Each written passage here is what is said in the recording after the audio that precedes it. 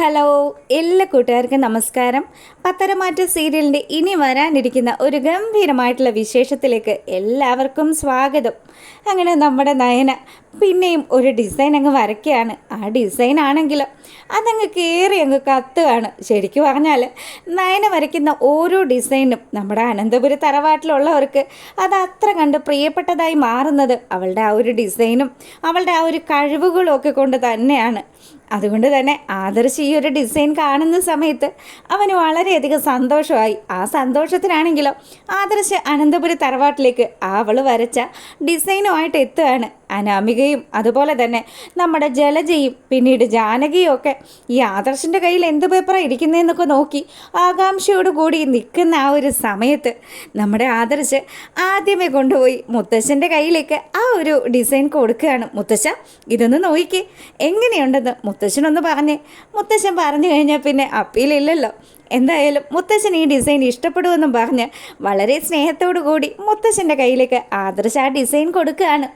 അത് നോക്കിക്കഴിഞ്ഞതും, എടാ, ഇത് എൻ്റെ കൊച്ചുമോള് വരച്ച ഡിസൈൻ ആണല്ലോ, എൻ്റെ മോളല്ലാതെ ആരാ ഇത്രയും ഭംഗിയായിട്ട് വരയ്ക്കുന്നത്?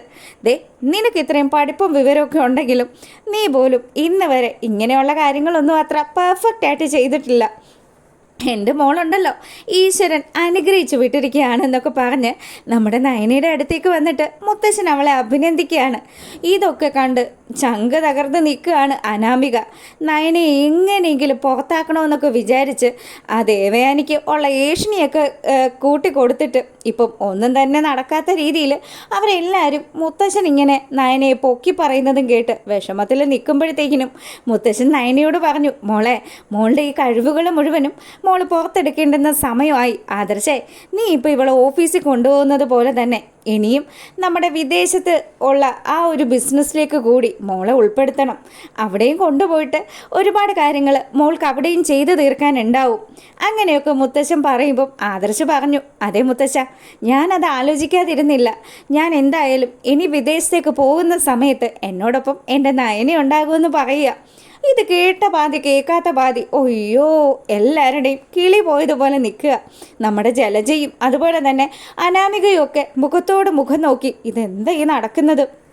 എൻ്റെ മോളെ, ഒന്നും പറഞ്ഞിട്ട് ഒരു കാര്യമില്ല. ആ നയന ആദർശനെയും ആ മുത്തശ്ശനെയും ഒക്കെ കയ്യിലാക്കി വെച്ചിരിക്കുകയാണ്. ഇനി നമ്മൾ പറഞ്ഞാൽ ഒന്നും തന്നെ നടക്കാൻ പോകുന്നില്ല എന്നും പറഞ്ഞ് അനാമികയും അതുപോലെ ജലജയും പരസ്പരം പെറുപെറുക്കാൻ തുടങ്ങുമ്പോൾ മുത്തശ്ശൻ ചോദിച്ചു, എന്താ അവിടെ ഒരു സംസാരം?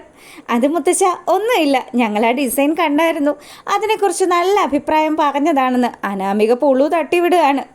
അപ്പോഴത്തേക്കിനും മുത്തശ്ശൻ പറഞ്ഞു, ഇതൊക്കെ കണ്ടുപഠിക്ക്. ഈ കുടുംബത്തേക്ക് വന്നിരിക്കുന്നത് ചില്ലറക്കാരിയല്ല. എന്തായാലും എൻ്റെ കൊച്ചുമകൻ്റെ ഭാര്യയായിട്ട് വന്നത് മഹാലക്ഷ്മി തന്നെയാണ്. രൂപത്തിലും സ്വഭാവത്തിലും ഒക്കെ അവൾ ഈ തറവാടിൻ്റെ വിളക്കാണെന്നൊക്കെ പറയുമ്പോൾ ചങ്ക തല്ലി കരയാനായിട്ടുള്ള സങ്കടത്തിൽ നമ്മുടെ അനാമിക അവിടെ ഇങ്ങനെ നിൽക്കുക. വിളക്ക് കരിവിളക്കാണ് എന്നുള്ള രീതിയിൽ അവൾ വീണ്ടും പെറുപെറുക്കുന്ന സമയത്ത് ജാനകിക്ക് ഇതൊന്നും അത്ര അങ്ങ് ദഹിക്കുന്നില്ല.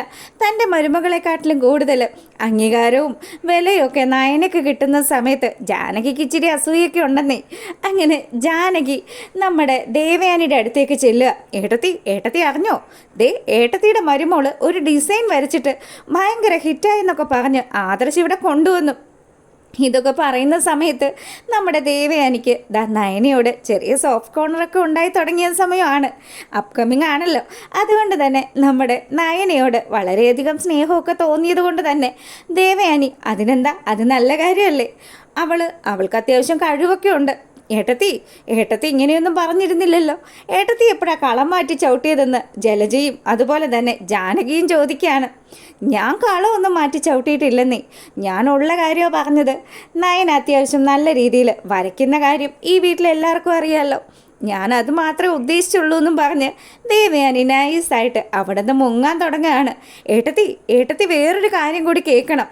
ദേ, അവനും കൂടി വിദേശത്തേക്ക് പോകാൻ പോവാണ്.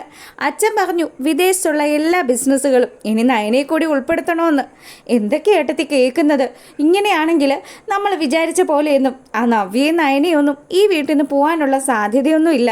ഏട്ടത്തി എന്തെങ്കിലും ചെയ്തേ പറ്റുള്ളൂ എന്നും പറഞ്ഞ് ദേവയാനിയെ എരി കയറ്റി കൊടുക്കുകയാണ് രണ്ടുപേരും കൂടി. അപ്പോഴത്തേക്കിനും അനാമിക അങ്ങോട്ട് വന്നു. ആ വന്നല്ലോ നിൻ്റെ മരുമകളെന്നും പറഞ്ഞ് നമ്മുടെ ജാനകിയോട് ദേവയാനി സംസാരിക്കുകയാണ്.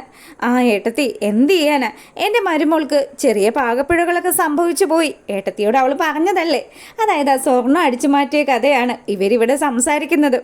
ആ അതെ, സംഭവമൊക്കെ ശരി തന്നെയാണ്. പക്ഷേ ഇതുവരെ നയനയും നവ്യയും ഈ വീട്ടിൽ നിന്ന് ഒരു സാധനം പോലും മോഷ്ടിച്ചിട്ടില്ല.